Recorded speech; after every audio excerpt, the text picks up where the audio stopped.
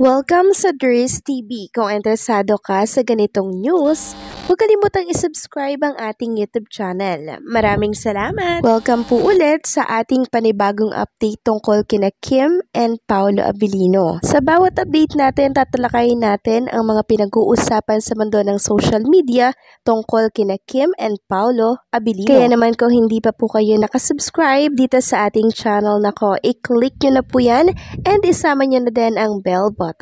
So, ayun, welcome back again sa ating YouTube channel mga ka-Kimpaw, and sa update natin ito, ang pag-uusapan natin ay tungkol sa mga importanteng kaganapan sa loob at sa labas ng Itbulaga. Pero bago po ang lahat, nais ko munang magpasalamat sa inyong patuloy na pagsuporta at pagsubaybay sa mga daily update natin.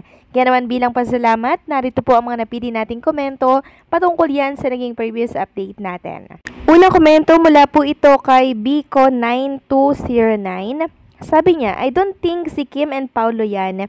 Just check the arm of Kim, it's more chubbier than her real arm na maliit. Also, the height of girl is shorter than Kim and back of the man is not Paolo's head. I hope there's a real proof.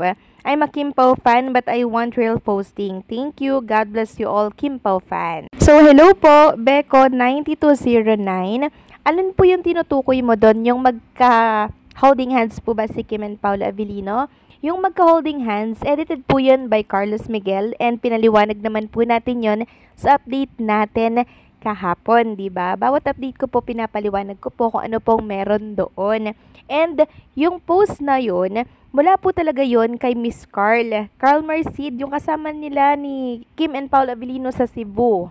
Kaya totoong si Kim and Paolo Abilino po yung nasa picture. Yung nga lang pong edited, yung holding hands. Shinare ko po yun para pampagood vibes sa mga Kimpaw fans natin. And may disclaimer din po tayong inilagay na paliwanag sa naturang update. So maraming salamat po sa komento, Beko9209. God bless and mabuhay po kayo.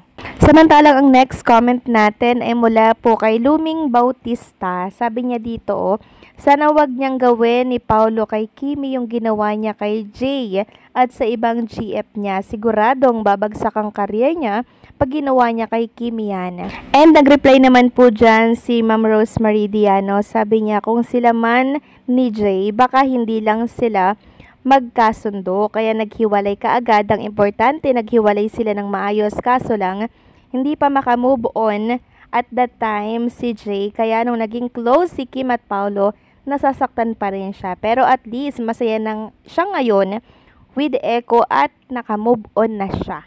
So maraming salamat sa usapan ninyo dito, Ginang Luming Bautista at Rosemary Diano, no?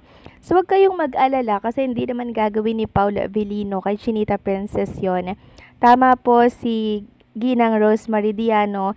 Siguro meron silang hindi pinagkaintindihan kasi meron akong nakitang video or interview ni Paolo Abilino na talagang inis siya. No, inis siya kay Jay talaga mga kakimpaw. Ito ay nung time na tinatanong nung reporter si Paolo kung kay Paolo daw galing yung aso. Sabi ni Paolo, baka sa ibang lalaki yun. So sa word na yun ni Paolo, talagang nahalata ko and nasense ko talaga na inis siya. May galit siya kay Jay.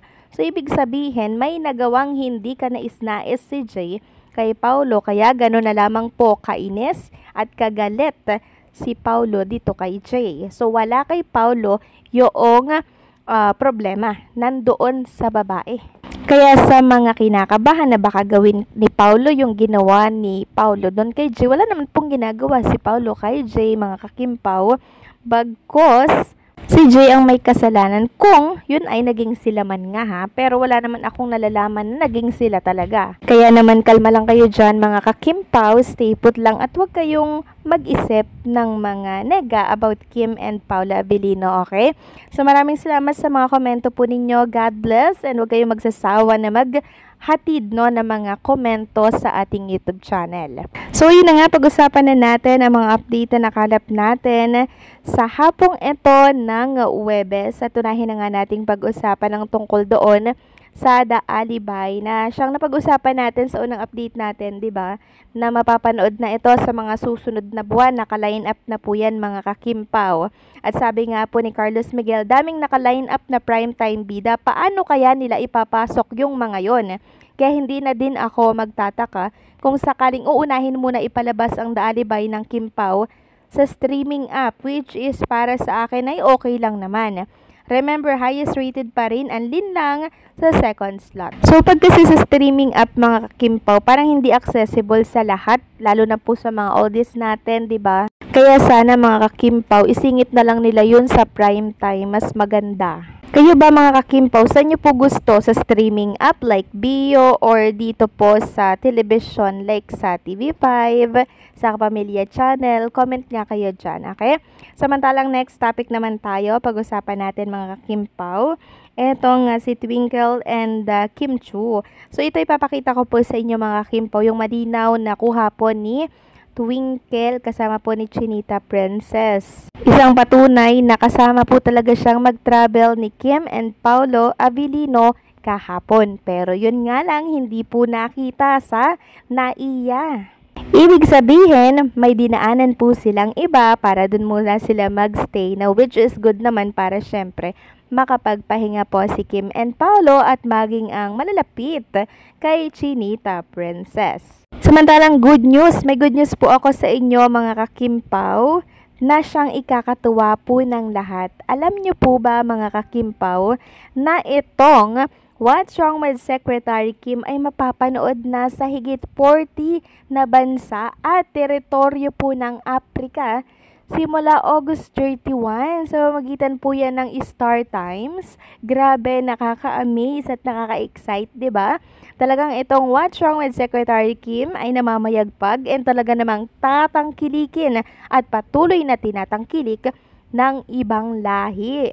Sabi nga po dito mga kakimpaw sa post ng ilang mga kapapamilya page mula dito kay Jeff Oligar TV, masasaksihan na ang Africans ang kilig na hatid ng Kim Pao. Pinoy adaptation ng What's Wrong with Secretary Kim mapapanood na sa higit 40 bansa at teritoryo sa Africa simula August 31 sa pamagitan daw po ng Star Times na kanilang nangungunang TV provider. So kinikilabutan po ako mga kakimpaw sa balitang ito kasi syempre Kim Pao mapapanood na sa 40 bansa.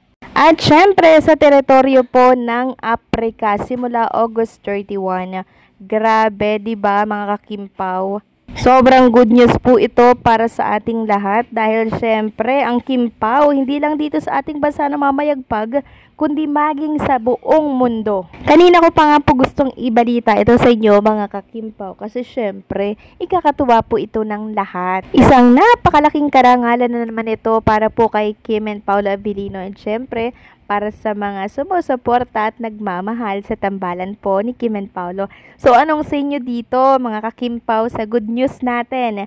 Please comment down below. So paano hanggang dito na lamang pong update natin. Maraming salamat po sa patuloy na pagsuporta.